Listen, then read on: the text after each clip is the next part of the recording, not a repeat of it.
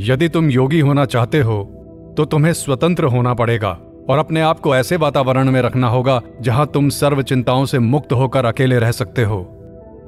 जो आराममय और विलासमय जीवन की इच्छा रखते हुए आत्मानुभूति की चाह रखता है, वह उस मूर्ख के समान है जिसने नदी पार करने के लिए एक मगरमच्छ को लकड़ी का लट्ठा समझकर पकड़ लिया है।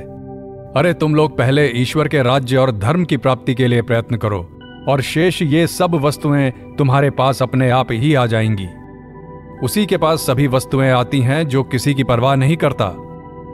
भाग्य उस चपला स्त्री के समान है, जो उसे चाहता है उसकी वह परवाह ही नहीं करती, पर जो व्यक्ति उसकी परवाह नहीं करता उसके चरणों पर वह लौटती रहती है। जिसे धन की कोई कामना नहीं, लक्ष्मी उसी के घर छप्पर फाड़ कर आती है। इसी प्रकार नाम यश भी अयाचक के पास ढेर के ढेर में आता है, यहां तक कि यह सब उसके लिए एक कष्टप्रद बोझ हो जाता है। सदैव स्वामी के पास ही यह सब आता है, गुलाम को कभी कुछ नहीं मिलता। स्वामी तो वह है जो बिना उन सब के रह सके, जिसका जीवन संसार की क्षुद्र सारहीन वस्तुओं पर अवलंबित नहीं रहता। एक आदर्श के लिए और केवल उसी आदर्श के लिए जीवित रहो। उस आदर्श को इतना प्रबल, इतना विशाल एवं महान होने दो जिससे मन के अंदर और कुछ न रहने पाए।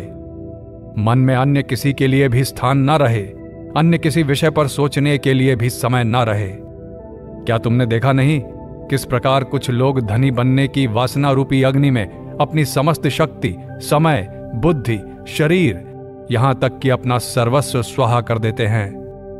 उन्हें खाने पीने तक की फुर्सत नहीं मिलती। पक्षियों के कलरव से पहले ही उठकर वे बाहर चले जाते हैं और काम में लग जाते हैं। इसी प्रयत्न में उनमें से 90% लोग काल के कराल गाल में प्रविष्ट हो जाते हैं और शेष लोग यदि पैसा कमाते भी हैं तो उसका उपभोग नहीं कर पाते।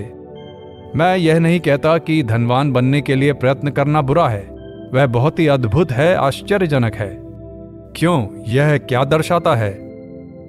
इससे यही ज्ञात होता है कि हम मुक्ति के लिए उतना ही प्रयत्न कर सकते हैं, उतनी ही शक्ति लगा सकते हैं जितना एक व्यक्ति धन उपार्जन के लिए।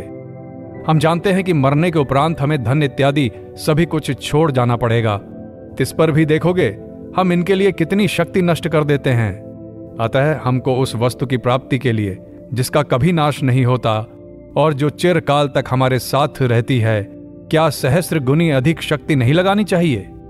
क्योंकि हमारे अपने शुभ कर्म, हमारी अपनी आध्यात्मिक अनुभूतियां, यही सब हमारे ऐसे साथी हैं जो हमारे देह नाश के बाद भी हमारे साथ आते हैं, और शेष सब कुछ तो देह के साथ यहीं पड़ा रह जाता है।